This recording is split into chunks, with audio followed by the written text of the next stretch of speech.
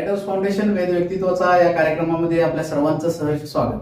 फाउंडेशनच्या वतीनं आम्ही वेगवेगळ्या व्यक्तींच्या मुलाखती घेतोय आणि या मुलाखतीला लोकांच्याकडून प्रतिसाद मिळतो. या प्रतिसादाबद्दल सगळ्यांचे मनापासून आभार मानतो. तर फाउंडेशनच्या वतीने या मुलाखती घेण्याचा उद्देश काय आहे? वेगवेगळ्या क्षेत्रातील उल्लेखनीय व्यक्तींचे चरित्र लोकांच्या पर्यंत पोहोचवणे आणि या चरित्रातून एखादा जरी मनुष्य आपल्या जीवनात बदल करू शकला तर ते आमचं खरं काम असेल, तोच आमचा खरा उद्देश आहे. या उद्देशापोटीच आम्ही हे कार्य करतोय. या कार्याला लोकांच्याकडून भरघोस असा प्रतिसाद मिळतोय. पुन्हा एकदा या प्रतिसादाबद्दल मनापासून आभार मानतो. आज ही अशाच उल्लेखनीय व्यक्तींची मुलाखत घेण्यासाठी आज आपण इथं आलो आहोत.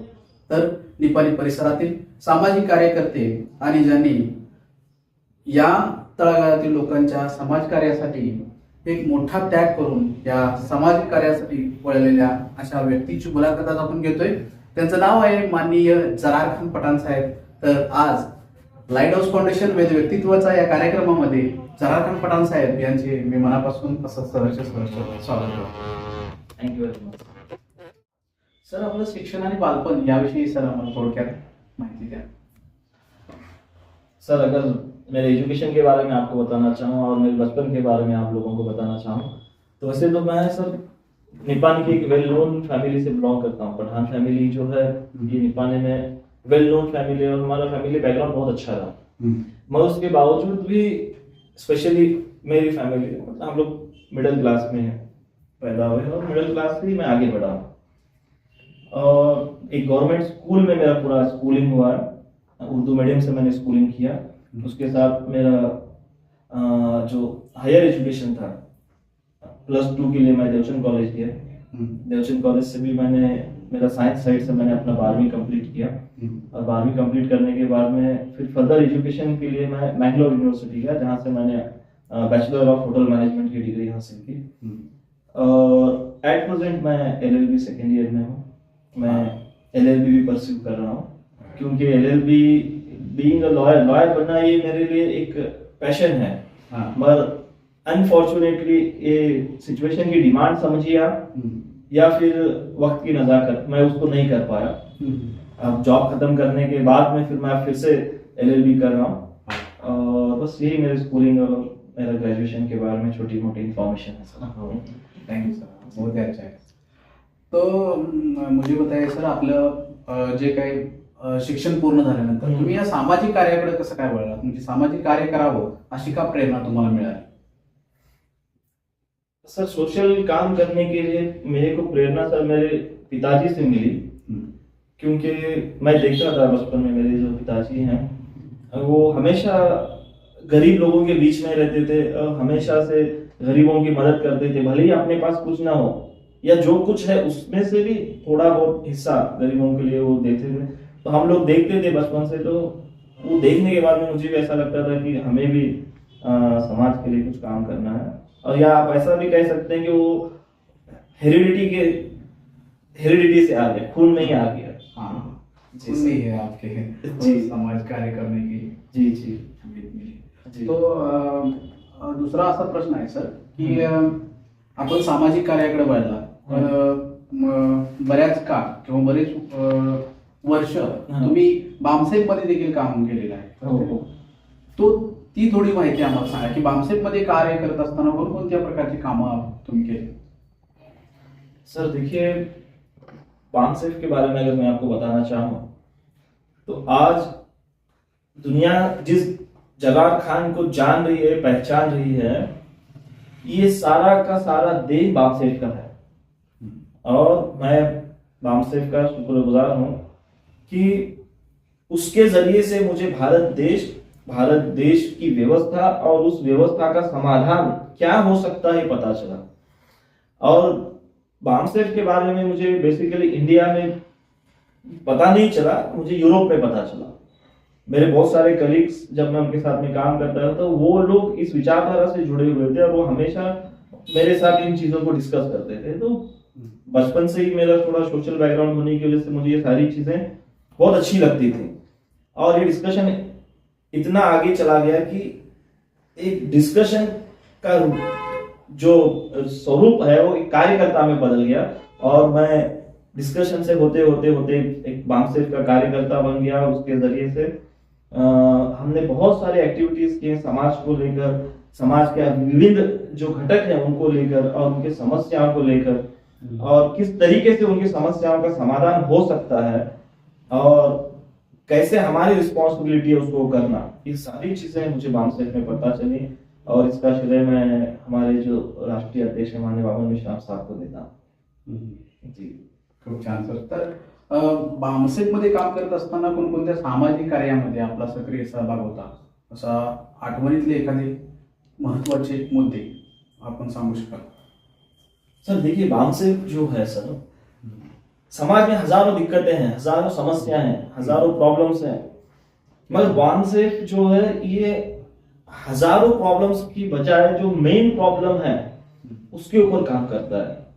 और भारत देश की जो मेन सबसे बड़ी जो समस्या है यहाँ का सोशल सिस्टम, और उस सोशल सिस्टम को समझना और उस सोशल सिस्टम को अलग अलग घटकों तक जाकर उन्हें समझाना, ये बहुत बड़ा चैलेंजिंग है। हम लोग कहते हैं कि भारत देश एक कृषि प्रधान देश है, मगर ये झूठ है। भारत कृषि प्रधान देश नहीं है, बल्कि भारत ये जाति प्रधान देश है और यहाँ पे हजारों जातियों को इकट्ठा करना यही सबसे बड़ा हमारा चैलेंज था बामसेफ में। और यही चैलेंज को लेकर हमने हर एक निपानी या कर्नाटक या फिर देश में जितने भी जहां जहां मुझे मौका मिला संगठन के माध्यम से जाने का, वहां हम लोगों ने जाकर इस विचारधारा को समझाने का, लोगों को और इससे जोड़ने का काम किया है। और इसका नतीजा ये रहा है कि हम लोगों ने अपने एरिया में जो एक सोशल गैप था कम्युनिटी को लेकर, उस गैप को पूरा तो नहीं कर पाए, मगर मैक्सिमम हम लोगों ने उस गैप को फील किया। अलग अलग कम्युनिटी को, सोसाइटी में क्या अलग अलग जो कम्युनिटीज हैं उनको इकट्ठा लाया है। यही हमारा सबसे बड़ा अचीवमेंट है सर। हाँ सर, ठीक है, तो बहुत अच्छा काम है सर आपका. मैं यहाँ का मतलब मी या सगळ्या एरियाचा अभ्यास केल्यानंतर मला असं जाणून आलं की बरेच युवा कार्यकर्ते आपल्या सोबत आहेत सर. जी, कोणत्या कामासाठी येतील, म्हणजे तुम्हाला काय वाटतं की हे का लोक आपल्या सोबत आहेत? सर बहुत ही अच्छा सवाल किया आपने। लोगों को अपने साथ जोड़ने के लिए आपके पास एक खास गुण होने चाहिए सर। जिसमें आपको अगर समझाने के लिए एक उदाहरण दूं, तो अगर दो चीजों को जोड़ना है तो एक बाउंडिंग की तीसरे एजेंट की जरूरत होती है। अगर दो लकड़ियों को जोड़ना है तो फेविकॉल की जरूरत है। अगर दो टूटी हुई लकड़ियों को जोड़ना है तो एक नेल की जरूरत है उसको मारने के लिए, समझे? तो अगर एक व्यक्ति को दूसरे व्यक्ति के साथ जोड़ना है तो यहाँ पे जो केमिकल या यहाँ पे जो पदार्थ काम करता है उसका नाम है आपकी सोच। और अगर आपकी सोच दूसरे व्यक्तियों की सोच के साथ अगर मिलती है तो समझ लेना आपका बॉन्डिंग हो गया है।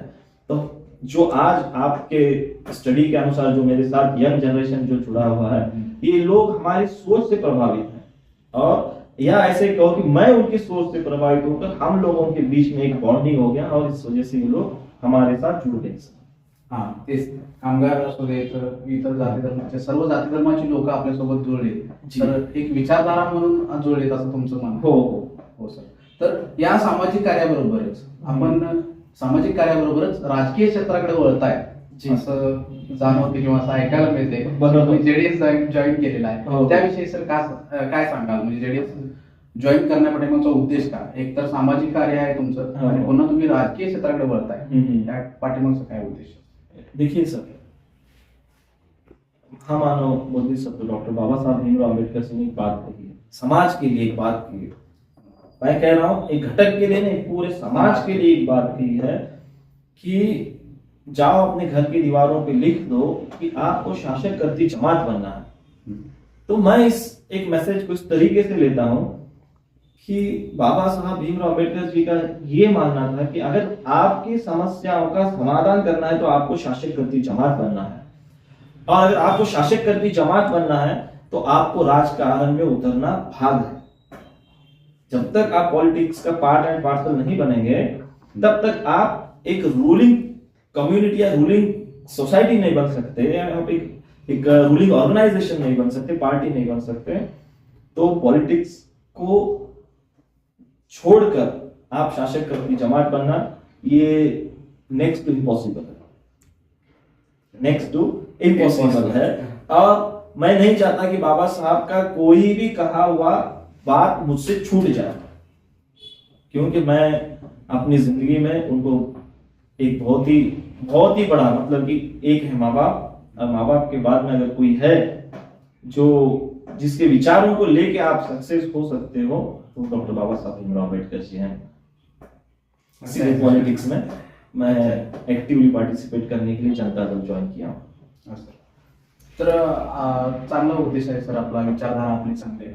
तर पुढील उद्देश काय आहे सर आपला की आपण जेडी जॉईन केले, भविष्यामध्ये कोणकोणत्या गोष्टी आपल्याला साध्य करायचे असं आपल्याला वाटतं?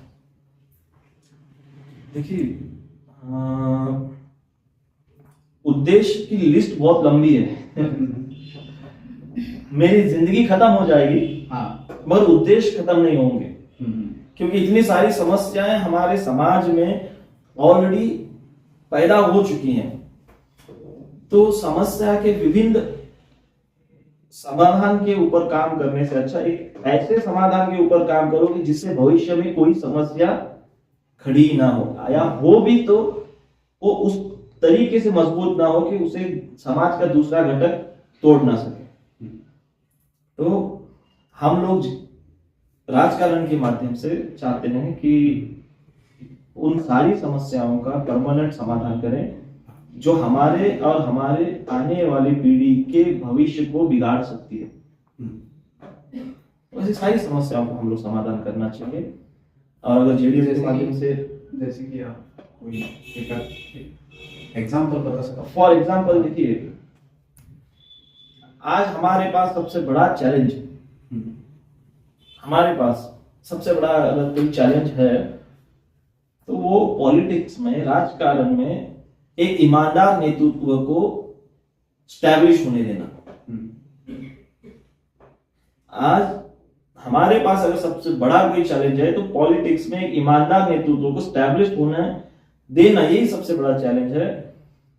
अगर एक ईमानदार नेतृत्व पॉलिटिक्स में स्टैब्लिश होता है तो आने वाली पीढ़ी को भी उसी मार्ग पे चलने के लिए एक दिशा दिखा सकता है, मार्ग दिखा सकता है, जो कि मुझे दूर दूर तक अभी होते हुए नजर नहीं आ रहा है।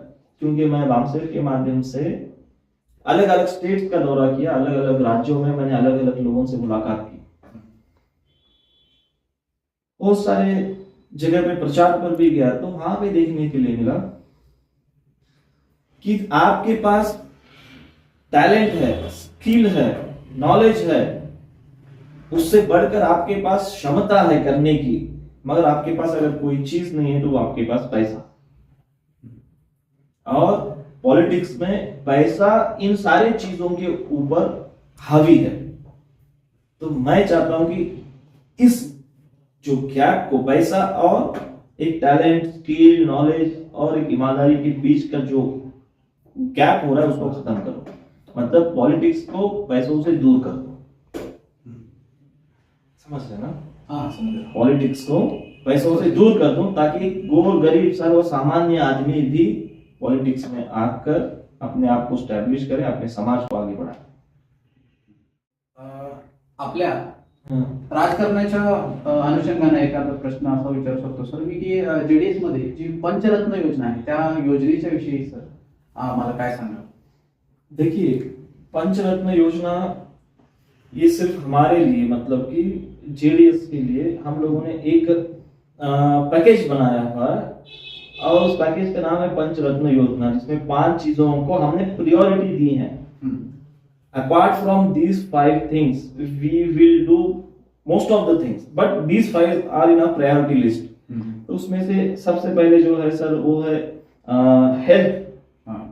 हेल्थ को लेकर हम लोगों ने देखा है कि कोरोना को ही देखो, हम लोग कोरोना की वजह से क्या हमारे सिस्टम में जो कमियां थी वो हमें पता चली।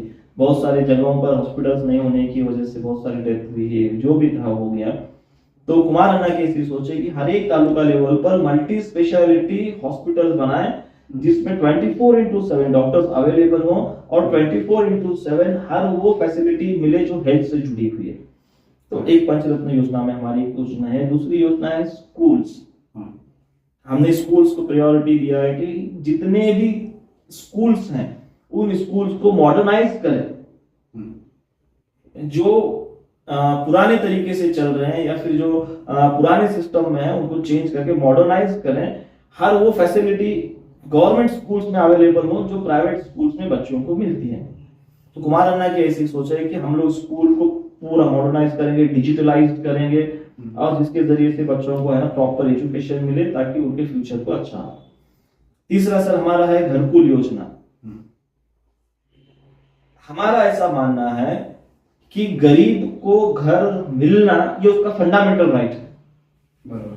वो उसका फंडामेंटल राइट है कि हर एक आदमी के पास उसका खुद का घर होना चाहिए। ये कुमार अन्ना की सोच है।